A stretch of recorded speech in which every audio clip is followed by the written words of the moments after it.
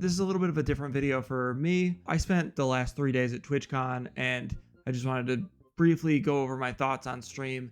Ended up turning into kind of a whole thing. I hope everyone had a fun time. If you did go to TwitchCon, I'm not trying to take away from that time that you had, but I do think it's worth noting some of the flaws in Twitch's presence this year. I hope that this is insightful. I felt like it was important to post. Feel free to sub, feel free to like, feel free to comment if you disagree. I get it. And cheers. I had an eventful weekend. I'm tired. Can you tell I'm tired by the fact I have no voice and I forgot a hat? I have a lot of thoughts on TwitchCon, most of which kind of bad.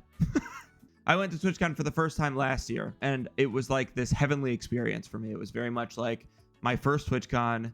It was the reason I moved to San Diego. I loved it so much.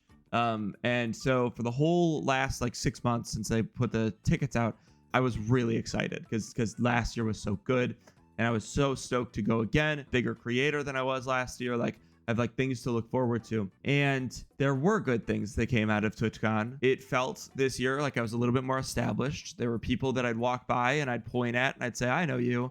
And then I'd like feel comfortable walking up to them. Venora, for example, I got to say hi to, and Venora's a partner. Like, that's cool. The floor in the main section is like, you know, the basic convention where there's like stands everywhere and there's all these vendors. It was much better set up this year. It was much more equipped to hold more people by giving more space to the vendors. Now this meant less vendors, which meant less swag, but it was overall, in my opinion, significantly more enjoyable. Oh, and music was better. They did a really good job with music overall was placed better, and the music itself was better, and I got to sit by Diplo. That was cool. Okay, bad stuff at TwitchCon. I'll get to the Emiru stuff. I'll get to that in a minute. Actually, let's get to the more nitpicky shit before I get into my overarching thoughts. The drinking section sucked. Only one place in the entire convention to drink, and it is in the dead center of the heat, with no umbrellas, no anything. Last year it was bad. This year, significantly worse. They had 2 umbrellas in this whole large section that could hold easily 200 to 300 people. Any shade was off to the side behind trees, which was completely out of the way from drinks or anything, and in a place that was completely inaccessible to people with disabilities or people that want to try to network. Horrible for networking. The worst networking experience I've ever had was TwitchCon this year, period. Networking was a nightmare. Networking was horrible. I didn't do it, period. It just was nothing to do. Without directly walking up to somebody, you could not network. There was no position for you to network in. And then everybody this year was live streaming. I would say 25% of people there that were streamers were live streaming. When everybody at the convention, everybody and their mother is live streaming, it takes away from the individual experience from other people or from each independent streamer. Everybody's saying,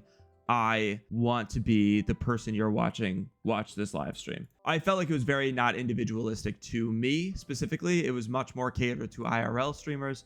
It was catered to food and drink streamers. It was catered to tabletop streamers. It was catered to a lot of these categories that I don't believe are what Twitch was built on. I struggle with that because I want to feel like I have a purpose on Twitch. And this weekend, I did not feel like I had a purpose at Twitch. I can say confidently, the longer I was at TwitchCon, the less I felt like I had any reason to, 1, be at TwitchCon, or 2, be a streamer on Twitch. And that's the worst thing to walk away thinking. First day, I was feeling really hyped up because it's day 1. As it went on, I was like, wow, I really am feeling dejected by Twitch as a whole. I feel like on top of all the shit that I'm seeing in real time, I'm seeing all these people begging for attention and screaming at the top of their lungs. People brought their kids for some reason. What would I have liked to see differently? Twitch and TwitchCon as a whole should be promoting individuality in streaming. They should be absolutely highlighting what is somebody doing differently and how is that working for their community. And this year, because IRL streamers have taken over the platform, there is very little individuality. And because of that, and because those streamers are doing so well and bringing so much revenue in for Twitch, they are not promoting individuality anymore. They don't need to. They have no reason to. So my career on Twitch is now fully stunted by the fact that Twitch is never going to promote my type of content, because until this TwitchCon, I thought it was because I'm a rascal, because I'm an asshole. It's not. Everyone's an asshole. I learned everyone's an asshole. This whole TwitchCon was full of fucking assholes, man. I can do whatever the fuck I want is one of the lessons I learned. It's not pushing my content out because everyone's going to the next like flashy big thing. Everyone's going to watch these IRL streamers, and Twitch is pushing out so much content under the guise of like, oh, this person's LGBT, or oh, this person's woman. And then you see in real time how they're treating those marginalized communities, and it's dog shit. The Emiru stuff is crazy. The one place that there should be pure safety and security, we get into a position where a creator, a girl, a very feminine presenting creator is assaulted, and Twitch laughs it off, makes fun of her and her mods, and doesn't do anything about the person that does it. I just watched videos of him walking out of the convention. They let it happen. And then they didn't deal with it for hours. And then they laughed it off. Massive creator. She's never going to go back to TwitchCon. She has no reason to. This is the one place she should feel secure. This is the one fucking place, because there are going to be crazy fucking people here. Fans are stupid. Fans are crazy.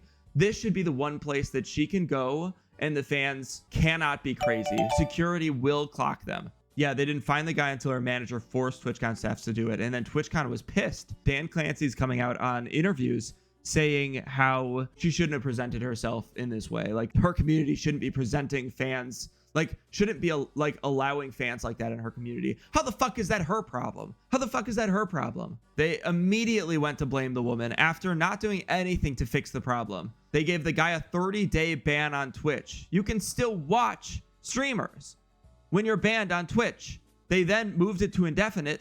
They can still watch. They had no police action, no security action. They had one guy who I believe is just a part of Emiru's security staff that tackled the guy at first, and then he walked out. He just walked out of the convention. Yeah, he can make a new account. They didn't block his IP address. So I'm not going to sit here and be like TwitchCon was great, because TwitchCon wasn't great. I feel like I walked away from this TwitchCon with a lot of insight, for what it's worth, and I'm very thankful for that insight. I feel like I am a much better streamer after going to this convention, because I've learned how little I fucking care about Twitch. How little Twitch will help me, how little Twitch will support me as I grow. And we're gonna roll with that for the next year. That's all distressing to hear, Shlayaka, but I appreciate you sharing your insight and experience. That's kind of what I hope. The bigger challenge I had with TwitchCon to that point is that whenever I come on stream, it's very important to me. Whenever I come on stream, I've said come on stream way too much. Sorry. Every time I come on stream, LOL at 67, 69, I am so honest with you guys. I'm so blunt. I'm so very blunt. I have built a community around being very blunt with you guys. Whether you like to hear it or not, I'm very blunt. And it felt like this TwitchCon was so inauthentic. Inauthentic's the word. Wasn't this supposed to be the 10-year big celebration too? Yeah. Did they bring that up? Once. And you know how they did? They said, you see that 10? You see that 10 on the logo? That means 10 years. And then everyone went, woo! Never brought it up again. Never brought it up again. Literally, I'd never heard about it. I love being candid and authentic, and I feel like it's the one thing that makes our community different from a lot of other communities, and especially all these communities that are blowing up, and that Twitch is now officially, as of this TwitchCon, heavily catering towards. I no longer feel like I'm necessarily catered to via Twitch. Actually, let's be real. You guys found me through TikTok, most of you. That in itself proves a failure on Twitch's part, and something that should be mended, but they're not going to mend that, because they're just going to push out content that is inauthentic or is getting popular inauthentically. They think that they fixed their discoverability by the fact that they're promoting creators that are so heavily attention seeking. And I can joke and spam about the fact that our TTS is so attention seeking, that I'm so attention seeking, that I'm always begging for money because at the bar, shit like that. I can say confidently, after sitting through TwitchCon, I know that I am authentic, and I know that my community is authentic, and I know that I'm creating something different here. Unfortunately, I also know now that TwitchCon is not promoting that. I care so much, and I have such an interpersonal connection with each person that chats in chat because of the TTS. Hello there. It's very hard for me to avoid an interpersonal connection, and I love that. I love that. I love that that's what my community is built on. But because we're so personally connected, Twitch isn't pushing it out. Twitch just doesn't push it out. These platforms aren't pushing out authentic content. They're pushing out slop. Twitch has proven over this convention that they are going to honor and support inauthenticity. This is proven by their behavior. It's proven by the creators that I saw. It's proven by the fact that anybody that wanted anything out of Twitch was wearing a fucking Lorax costume or some fucking bullshit. I had people throwing shit at me. This guy in Despicable Me, Orange guy, whatever his name is. There's some guy just walking around making content and throwing stuffed animals at me. Like, it's just like that's what Twitch is. People are trying to buy fame, and it's working. Twitch is allowing that content and supporting that content. So smaller creators like me and the people that are not the brain rot kids, which for what it's worth, we are brain rotted to hell and back more than most communities. I feel like Twitch has gone down in the last year. This isn't if this Twitch CEO is listening, this isn't a joke. You're an asshole. You should go fuck yourself. Sorry, I'm really pissed off at this the Emiru stuff. Unacceptable what he said about Emiru. Unacceptable. I can't even get into Kai Cenat. I don't even know if that's how you pronounce it. There was a big montage that played at the beginning of TwitchCon. Like, everyone's screaming. Everyone in the audience is screaming the whole time during these clips that are going through. That one comes out, dead silence by everyone. Dead silence. I thank God. And let's keep in mind that despite that, and despite Twitch 100% having the stats to know, and the audience to know that it's going to be dead silence, they still played it. They still played the clip. And that, again, proves the inauthenticity of Twitch as a whole and their complete unapproachability with new streamers like me and with better streamers, doing better things. They need to do a clip montage of people who aren't partnered to push out their lower average, and still well-achieved streamers to push into, 100%. There's no reason why we're not pushing smaller streamers. It would be so easy, so fucking easy to push small streamers. So I walked away from this TwitchCon feeling bad. I woke up this morning feeling worse. And after talking to you guys, I feel confident that I had a bad time at TwitchCon.